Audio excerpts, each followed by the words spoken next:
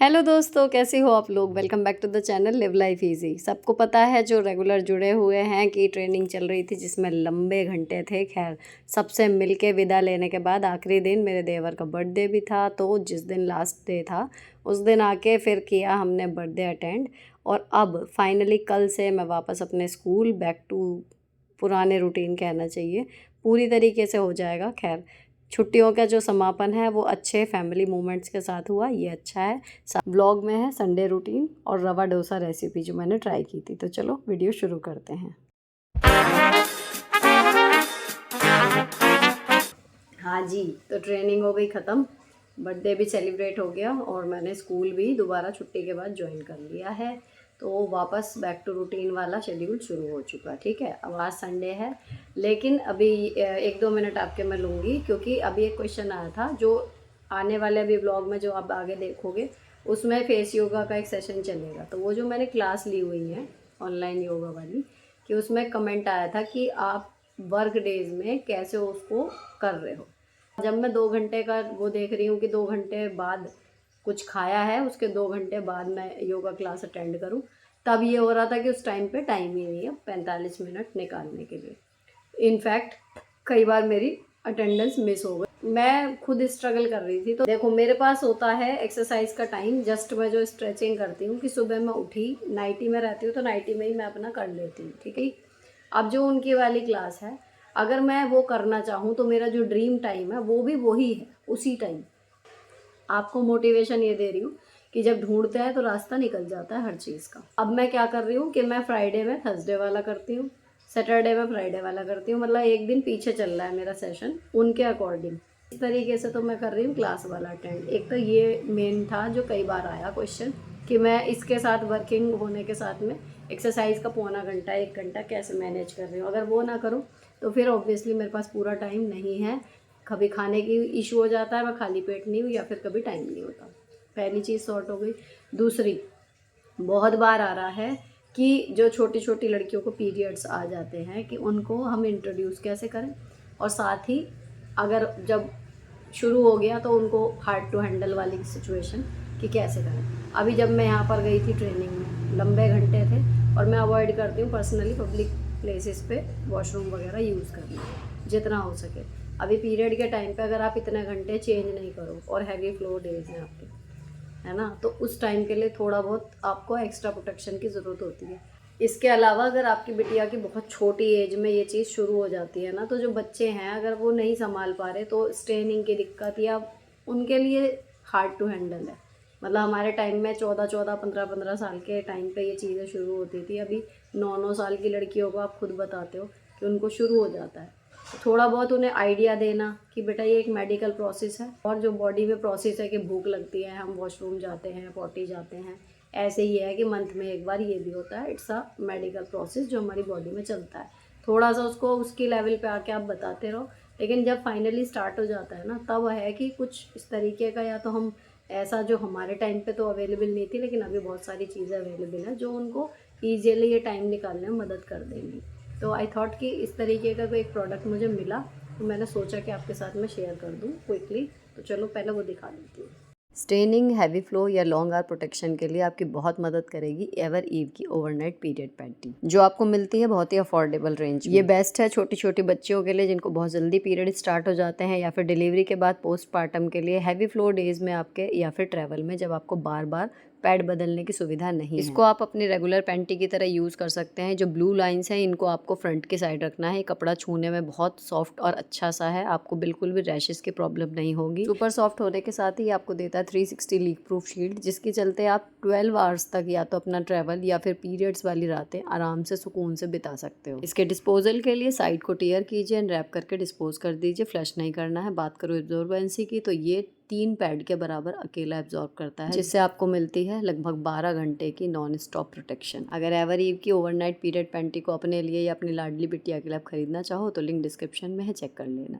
Sunday की शुरुआत हुई मेरी क्लीनिंग से, जो सब कुछ निपटा के मेन कुकिंग पार्ट आपके साथ शेयर कर रही हूँ। तो इसमें रवा डोसा जब बनाएंगे, इसमें आपको जितनी सूजी लेनी है उससे आधी लेनी है मैदा, और उससे डबल लेना है चावल का आटा। तो चावल ना मैंने पीस के रखे हुए थे थोड़े से फेस पैक के लिए स्क्रब के तौर पे, मैंने उसको थोड़ा सा और बारीक ग्राइंड कर लिया। साथ में हरी मिर्च, लहसुन अगर चाहें तो, नहीं तो अदरक कुटी हुई या कद्दूकस करी हुई, थोड़ी धनिया पत्ती, कड़ी पत्ता डाल सकते हो और प्याज। इसको आप इसमें भी मिक्स कर सकते हो या फिर इसको अलग से चॉप करके रखो और बाद में तवे पे डालो, देन इसका घोल डालो। मसालों में जाएगा जीरा, थोड़ी सी मिर्च और नमक, बस इतनी चीज़ें इसमें जानी है। तो ज़्यादा इंग्रेडिएंट्स नहीं है, इसलिए मुझे थोड़ा इजी लगा और देखने में लगा कि बन जाएगा, तो मैंने सोचा कि इसको एक ट्राई तो बनता है। अगर दूसरी चीज़ ये भी है, ऐसी चीज़ें मैं छुट्टी वाले दिन ही इसीलिए ट्राई करती हूँ कई बार, अगर जल्दी बन गया, टाइम उस हिसाब से लगा, तो चलो इसी बहाने फिर टिफ़िन के लिए बच्चों के एक नया आइटम तैयार हो जाएगा, क्योंकि इसमें सोक करने वाला बहुत ज़्यादा देर का प्रोसेस है नहीं। आप कर दो तो बढ़िया, नहीं करो तो भी ये बन जाएगा, ऐसा मतलब रेसिपी में बताया था। खैर, अब जो इसका घोल है ना वो काफ़ी पतला, मतलब बिल्कुल पानी जैसी कंसिस्टेंसी रखनी है। अब जो सूजी थी और जो चावल का आटा था वो काफ़ी पानी को पी रहा था, थिक हो रहा था, तो मैंने इसको खैर मिलाया और पानी में मिलाती रही फिर उसमें, ठीक है। तो ये आपको थोड़ी देर फिर रखना तो पड़ेगा, क्योंकि सूजी थोड़ा पानी पिएगी और चावल का आटा भी थोड़ा सा थिक होएगा। तो मेरे पास अभी टाइम था, खैर आधा घंटा तो नहीं, लेकिन मैंने 15 से 20 मिनट इसको छोड़ दिया। थोड़ा गाढ़ा लगा, फिर ये देखो हो गया ना थोड़ा सा थिक इतनी देर में ही।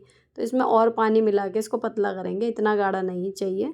साथ में मैं बना रही हूँ इसकी चटनी। तो मैंने एक बार बनाई थी इसको, टमाटर, लहसुन और हरी मिर्च को अच्छे से पहले ग्रिल कर लिया था, देन उसको तेल में मसाले की तरह भूना था, लेकिन उस चटनी में ऑयल ज़्यादा था। तो मैं आज इसको थोड़ा सा दूसरे तरीके से बना रही हूँ। मैंने ये हरी मिर्च, लहसुन और टमाटर इनको अच्छे से धो के पोंछ के फिर मैंने इसको तवे पर ऐसे ही रख दिया, और जो ब्रश है ना उससे थोड़ा थोड़ा सा ऑयल लगा दिया बस, और फिर चाकू या स्पैचुला की मदद से इसको पलट लो, तो थोड़ा थोड़ा ये सिकने शुरू हो जाएंगे। अब यहाँ पर टिप ये है कि जो मैंने 4 कर दिए ना टमाटर में से, वो जल्दी कुक हो गए थे, हाफ़ वाले देर में हुए थे, ठीक है। तो अब इसमें बिल्कुल बढ़िया स्मोकिंग वाली महक भी आने लगी, ऐसी पनीर टिक्के की सी महक हो गई थी पूरे घर में। अच्छे से ये ग्रिल हो गए, सिक गए, और फिर मैंने इसको छोटे वाले चटनी वाले जार में ऐसे ही अभी ट्रांसफ़र कर लिया, गरम गरम ही पीस लूँगी, 2-1 मिनट चाहे रुक जाएंगे, लेकिन फ़िलहाल इसी में मैंने इसे डाल दिया, और 2-1 मिनट ही लगे क्योंकि थोड़ी सी क्वांटिटी है, वो बिल्कुल ठंडा हो गया। देन इसमें मसाले में मैंने डाल दिया सांभर का मसाला, थोड़ा सा नमक डाला है और सांभर का मसाला डाला है, और कुछ नहीं डाला। तो जितना भी सांभर में फ्लेवर होता है ना वो वाला टेस्ट इसमें आ जाएगा। फिर इसको ग्राइंड कर लिया, सेकेंड्स में हमारी चटनी जो है वो बन के तैयार हो गई। जो ग्रिल करने का टाइम है बस वही है जो आपका है, और कुछ नहीं। अब वो बैटर हमारा तैयार था, तो पहला इसमें डोसा डाला। अब हमारे इसमें बने इतने में लगभग 8 डोसे। तो बनते बनते बनते बनते कहना चाहिए हर डोसे के साथ उसकी जो शक्ल और दिखने में जो कंसिस्टेंसी हमें चाहिए थी या जैसा डोसा चाहिए था, धीरे धीरे वो बैटर की तरफ बढ़ रहा था। तो यहाँ पर पहचान ये है कि एक तो जो बैटर डालेंगे ना वो एकदम से डाल देना है, उसको धीरे धीरे या बीच में डाल के फैलाना नहीं है, वो अपने आप ही फैलेगा, जालियाँ बनेंगी। देन जब ये सिक जाएगा तो ये तवे को अपने आप छोड़ेगा, अगर कच्चा है तो ये चिपकेगा, ठीक है। बाकी मेरा नॉन स्टिक अभी ख़राब सा हो रहा है, तो जो बीच का हिस्सा काला सा दिख रहा है ना वो स्पेशली दिक्कत कर रहा था छुटाने में। मेरे हस्बैंड, संडे है तो नाश्ता कई बार वो सिंगल हैंडेडली बना लेते हैं, आज हम दोनों लग रहे हैं। और फिर ये देखो इस तरीके का पूरे तवे के डायमीटर के बराबर का डोसा, और जाली इसमें अपने आप बन जाती है क्योंकि पतला है। खाने की बात करूँ स्वाद तो ऐसा है, अगर इसके साथ आलू की सब्ज़ी और होती तो ज़्यादा बढ़िया लगता, पर्सनली लगा।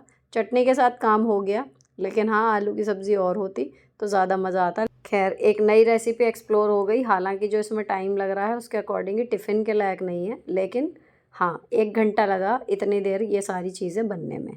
चलिए संडे स्पेशल नाश्ता करने के बाद फिर मैंने किचन क्लीन कर दी, और उसके बाद किया मैंने फिर face yoga. Bringing fresh oxygen on the topmost layer of our. जो मैंने अभी आपको बताया उसी के आधार पर अब मैं इनके सेशन जो हैं वो ले पा रही हूँ। बहुत अच्छे अच्छे सेशन इसमें आए, लेकिन मैं कई चीज़ें मिस कर गई, और कुछ चीज़ें मुझे जो कुकिंग से या वेट लॉस से रिलेटेड थी वो मैंने ट्राई नहीं करनी थी, इसलिए छोड़ दी।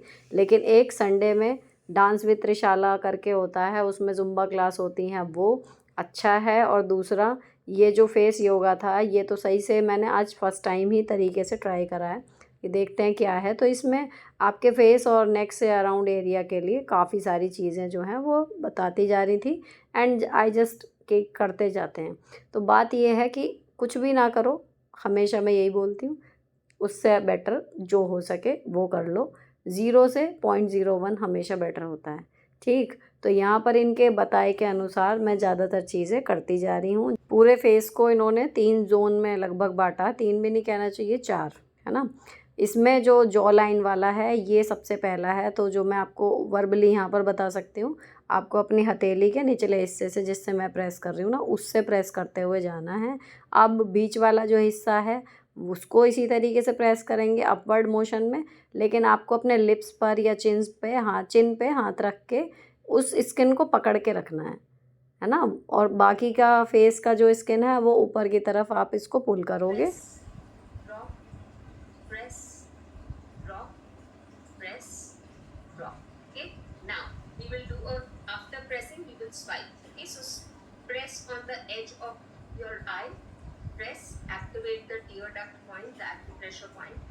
ईयर डक्ट पॉइंट, आपका जो एक्यूप्रेशर पॉइंट है आई के कॉर्नर पे, and swipe up 1, up 2, last time swipe up 3, press on the temple 1, 2, 3, bring it back behind your ear, bring it down, wiggle on the collarbone and release. Very good. All right. Next, what you will do is लगभग 40 minute की ये class थी और मैंने यहाँ पर इतने ये ख़त्म करी। इतने बाकी तीनों लोग क्या क्या कर रहे हैं वो आपको दिखाती हूँ। तो मेरे हस्बैंड जो हैं वो नीचे वाला जो एसी है बेडरूम का, उसके फ़िल्टर क्लीन करके लगा रहे हैं, क्योंकि थोड़ी सी ऐसा लग रहा था इसकी कूलिंग जो है वो डिक्रीज़ हो गई है। पूरे घर के जाले झाड़ना, बेडशीट्स चेंज करना या इस तरीके के जो काम होते हैं वो हस्बैंड कर लेते हैं। इस तरीके के कामों को थोड़ा सा आप कर लो तो ही संडे संडे जैसा लगता है, अदरवाइज़ पूरे वीक फिर आप इरिटेट होते रहोगे कि पहले टाइम नहीं था और जब टाइम मिला तो आप रिलैक्स के मोड में आ गए, है ना। तो छुट्टी का दिन मानती हूँ कि एंजॉय करने के लिए भी रखना चाहिए, लेकिन अगर आपका हेक्टिक शेड्यूल है ना, तो अगर आप छुट्टी के दिन एंजॉय के चक्कर में ही बैठे रह गए तो फिर आप पूरे वीक अगले जो है वो उस स्ट्रेस से गुजरेंगे जो आप नहीं चाहेंगे, है ना। तो इसकी वजह यही है कि छुट्टी वाले दिन पहले अपने ज़रूरी काम निपटा लें, उसके बाद फिर देखें कि हाँ अब क्या कर सकते हैं एन्जॉयमेंट के लिए या अपने आप को एक ब्रेक वाली फीलिंग देने के लिए। तो अभी काफ़ी टाइम है, अभी तो कहना चाहिए दिन का फर्स्ट हाफ ही चल रहा है। अब जो है आरोही नहा चुकी थी, आराध्या भी नहाने जाएगी, लेकिन मैं कपड़े लाके ऊपर से तय कर रही थी। लोड जो था मैंने सारा निपटा दिया। जो संडे स्पेशल लॉन्ड्री होती है वो आपको पता है, वो मैं कुछ नहीं छोड़ती हूँ। बस अब जब बेडशीट चेंज होएंगी, बस ये धुलेंगी, तो मैं उसका लोड शाम को लगा दूँगी, अभी वो भी नहीं लगा रही हूँ। तौलिया मैंने कल शाम को धो दी थी और बच्चों की यूनिफ़ॉर्म वगैरह सब मैंने फ्राइडे में ही धो दी थी, क्योंकि इनकी 4th सैटरडे ऑफ था, तो सैटरडे को ही फ्री हो गई थी इनकी यूनिफ़ॉर्म धोने के लिए। तो आई एम जस्ट सॉर्टेड। इन कपड़ों को तय करेंगे तो हमारा वीकली लॉन्ड्री कह लीजिए या आज का लॉन्ड्री का कह लीजिए, वो काम ख़त्म। अभी इनका एक लैपटॉप में प्रोजेक्ट है जो इन्हें करना है, उसकी मुझे इतनी नॉलेज नहीं है, लेकिन मेरे हस्बैंड कंप्यूटर साइंस में बीएससी हैं तो वो इनको आराम से करा देंगे। एंड ये है मिंत्रा की टी शर्ट आफ्टर वॉश, जिसका ना कलर गया है, ना प्रिंट गया है, ना फिटिंग। तो जो चीज़ें वास्तव में बाद में भी धोने के बाद भी इतनी अच्छी निकलती हैं, मैं टाइम टू टाइम आपको दिखाती रहती हूँ, एंड ये उनमें से ही है। अभी बच्चों के अलमारी की बात करते हैं, तो अगर आपके पास इतना टाइम नहीं होता कि पूरी अलमारी को एक बार निकाल के सेट करें, and you have lots of clothes, हर एक के पास इतने कम कपड़े नहीं होते जितने कई बार आपको वीडियो में दिखते हैं, तो वो इतने कहना चाहिए 4-6 कपड़ों को तो मैनेज करना ही क्या, वो तो ईज़िली मैनेज हो जाते हैं। कलाकारी तो उसमें है जब आपके पास ढेरों कपड़े हों और आपको समय पर वो मिल जाएँ और आपको पता हो कि हाँ मैंने कौन सा कपड़ा कहाँ किस तरीके से रखा है, कपड़ा भी ठीक रहे और आपका जब जाने का समय हो तो इतना ज़्यादा ये ना लगे कि आपको ढूंढने के चक्कर में इतना टाइम लग गया जी, अब तो जो हाथ आया वो पहन के चले गए, होता है ना ये चीज़ बहुत। तो सेम प्रॉब्लम सबके साथ होती है कि और सिर्फ इतना है, कपड़े ज़्यादा हों या कम हों, ठीक है, ये पर्सनल चॉइस होती है, मैं इस पर टिप्पणी नहीं करूँगी। लेकिन जो नया लोड हमने तय करा है उसको रखने से पहले 5 मिनट अगर हम इसमें लगा दें ना अलमारी में, जैसे बच्चे हैं, अब मैं इनसे ना रखवाने की कोशिश मैंने करी पिछले कई महीने कि कपड़े खुद तय करें और खुद रखें, लेकिन उसमें क्या होता था कि अलमारी में मैस मचा रहता था, चाह कर भी सेटिंग नहीं बन पा रही थी, या मैंने तय कर दी और इनको बोला रखो। तो अब उल्टा है, कई बार मैं तय करने में तो इनकी हेल्प ले भी लेती हूँ, लेकिन रखती मैं खुद हूँ। उसमें तरीका ये होता है कि नए कपड़े रखने से पहले पुराने कपड़े जो इन्होंने टॉप वगैरह लिए, पैंट ली पहनने के लिए, इधर उधर हो गए या किसी की तय बिगड़ गई, टॉप की गड्डी में से कोई कपड़ा निकल के बॉटम में आ गया, या कोई ड्रेस है उसकी तय खुल गई, वो गिर गई, पहले उनको सेट कर दिया। जितने भी स्टैक हैं वो प्रॉपरली विजिबल होने चाहिए कि कहाँ पर टॉप हैं, कहाँ पर बॉटम है, कहाँ पर ड्रेसेस हैं एंड ऑल दैट। ठीक है, ये सब चीज़ें ठीक करने के बाद जो नए कपड़े आपने अभी तय करे हैं उनको लगाने में आपको 1 मिनट से भी कम समय लगेगा, वो फटाफट रख दिए जाएंगे। ठीक है, तो इस तरीके से आप अपने कपड़े अगर रखोगे ना तो ढेरों कपड़े होने के बाद भी आपको समय पर कपड़े मिल भी जाएंगे, और आप नहीं, आपके हस्बैंड या बच्चे भी ईजिली अपने कपड़े खुद ढूंढ के पहन पाएंगे। अब ये 10 बजने के बाद में लगभग पार्सल्स आने का दौर जारी हो जाता है, तो वो चल रहा है। मिंत्रा से अभी पैकेट आए हैं, आप इंस्टाग्राम पे देखते रहना, यहाँ पर मैं नहीं शो कर रही हूँ, फिर आपको लगेगा कि ऐड कर रही हैं। लेकिन ये एक कुर्ता सेट आप ज़रूर देख लो, ये मीशो का है और इतना सुंदर है कि मैं शेयर करे बिना रह नहीं पाई। आज सेल है, आज आपको ये 800 के भी अंदर मिल जाएगा, मैंने 850 में ख़रीदा है। इसकी कढ़ाई है ये वाइट कलर की, ये कोई प्रिंट नहीं है, और इसके अंदर ना पूरा कॉटन का अस्तर लगा हुआ है, अस्तर भी कॉटन का है, कुर्ता भी कॉटन का है, और एम्ब्रॉयडरी पूरे बाजू में है, गुथी हुई है, बहुत डिसेंट है, वी नेक में, और कलर एग्जैक्ट ये है जो आपको अभी नज़र आ रहा है। ये मतलब इतना रेड नहीं है, ये ऐसा है प्याजी सा रेड। और दुपट्टा देखो इसका, ये दुपट्टा है पूरे पे वाइट कलर की किनारी पे एम्ब्रॉयडरी और पूरे दुपट्टे पे है। तो ये मैंने अभी पहनने के लिए निकाला था, इसको मैंने पहन लिया। थोड़ा सा मुझे ऐसा लग रहा है कमर से लूज़ है, लेकिन ठीक है, कॉटन है, गर्मी के हिसाब का है, तो मैं ऐसे ही इसको पहनूंगी। एंड दुपट्टा क्लासी सा होता है ना, थोड़ा सा ना आपको गर्मी लगेगी और सुंदर भी लगेगा। अच्छा, लेंथ बहुत है मुझे, मतलब बॉटम तो कमर पे से मोड़ना पड़ा है, लेंथ काफ़ी अच्छी है, तो आपको ढीला या वैसे नहीं आएगा, छोटा नहीं पड़ेगा। स्मॉल साइज़ मैंने मंगाया है, काफ़ी बड़ा है। ठीक है, तो इसका लिंक मैं ज़रूर दे दूँगी, आज सेल है, ज़रूर फ़ायदा उठाना, ये तो ले ही लेना। अब मेरे हस्बैंड जो हैं वो बच्चों को कंप्यूटर पढ़ा रहे थे। इसके साथ ही ये ब्लॉग यहीं पर मैं ख़त्म कर रही हूँ। अच्छा लगा हो तो चैनल को सब्सक्राइब कर देना। मिलती हूँ आपसे नेक्स्ट वीडियो में। Till then bye bye, stay beautiful always.